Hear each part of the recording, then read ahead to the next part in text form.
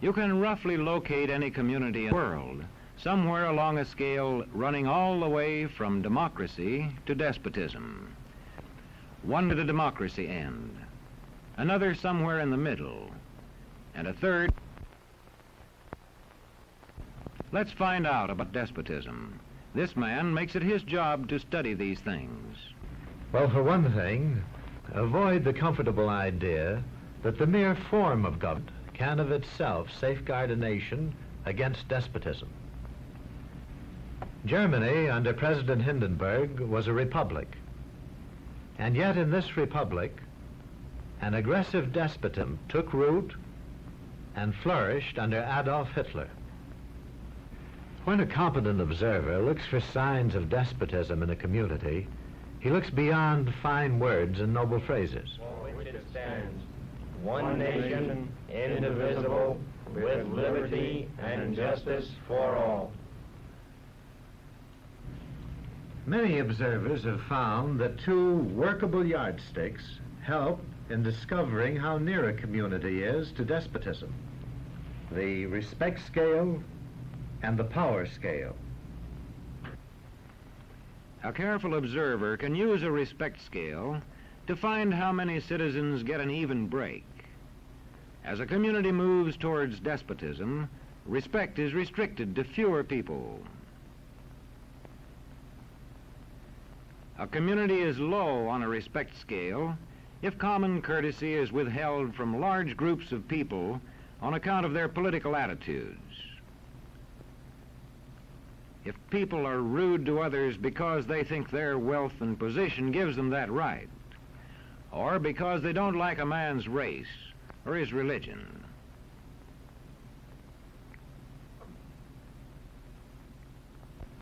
Equal opportunity for all citizens to develop useful skills is one basis for rating a community on a respect scale. The opportunity to develop useful skills is important, but not enough. The equally important opportunity to put skills to use is a further test on a respect scale.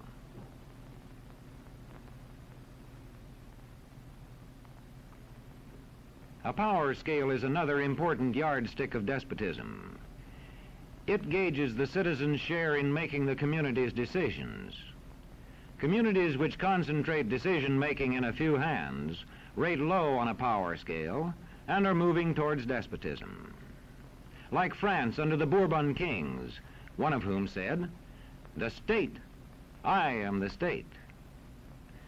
Today, democracy can ebb away in communities whose citizens allow power to become concentrated in the hands of bosses. What I say goes, see? I'm the law around here. The test of despotic power is that it can disregard the will of the people. It rules without the consent of the governed. Look beyond the legal formalities of an election in measuring a community on the power scale to see if the ballot is really free. If the citizens can vote only the way they're told, a community approaches despotism. When legislatures become ceremonial assemblies only and have no real control over lawmaking, their community rates low on a power scale.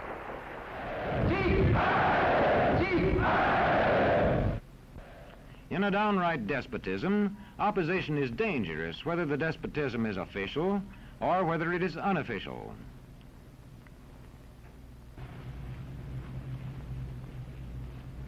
The spread of respect and power in a community is influenced by certain conditions, which many observers measure by means of the economic distribution and information scales.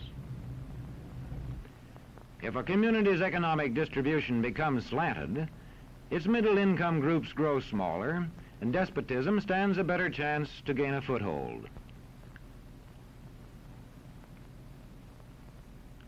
Where land is privately owned, one sign of a poorly balanced economy is the concentration of land ownership in the hands of a very small number of people.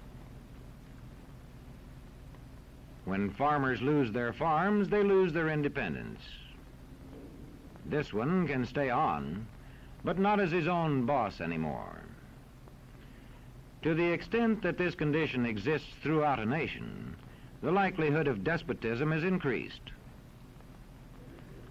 In communities which depend almost entirely on a single industry, such as a factory or mine, maintaining economic balance is a challenging problem.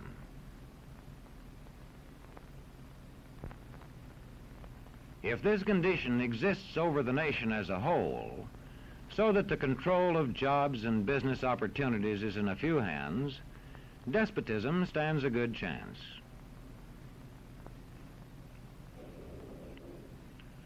Another sign of a poorly balanced economy is a taxation system that presses heaviest on those least able to pay. A larger part of a small income is spent on necessities such as food. Sales taxes on such necessities hit the small income harder. In the days of the salt tax, feudal despotisms were partly sustained by this and other effects.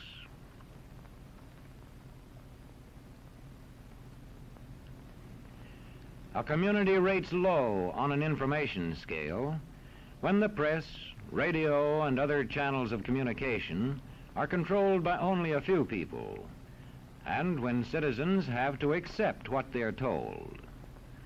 In communities of this kind, despotism stands a good chance.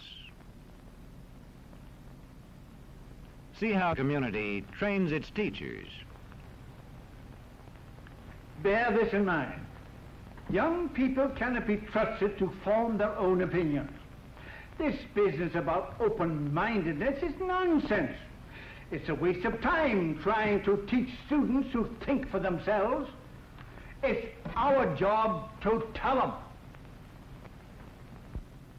And when teachers put such training into practice, despotism stands a good chance. These children are being taught to accept uncritically whatever they're told. Questions are not encouraged. How can you ask such a question? Have you got a textbook? Yes, ma'am. Does it say here that our law courts are always just? Yes, ma'am. Then how dare you question the fact? Sit down. And so we aren't surprised when... But it must be true. I saw it in this book right here. And if books and newspapers and the radio are efficiently controlled, the people will read and accept exactly what the few in control want them to. Government censorship is one form of control. A newspaper which breaks a government censorship rule can be suspended. It is also possible for newspapers and other forms of communication to be controlled by private interests. I thought I told you to kill that story. It'll cost us a lot of advertising. If that story goes out, I quit. All right.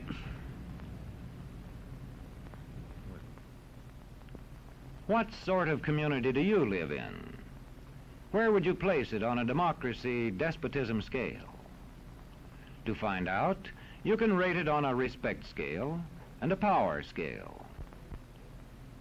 And to find out what way it is likely to go in the future, you can rate it on economic distribution and information scales.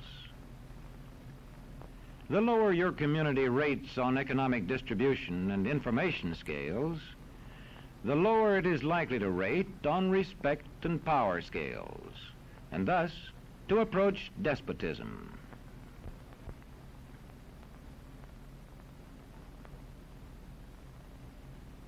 What happens in a single community is the problem of its own citizens. But it is also the problem of us all, because as communities go, so goes the nation.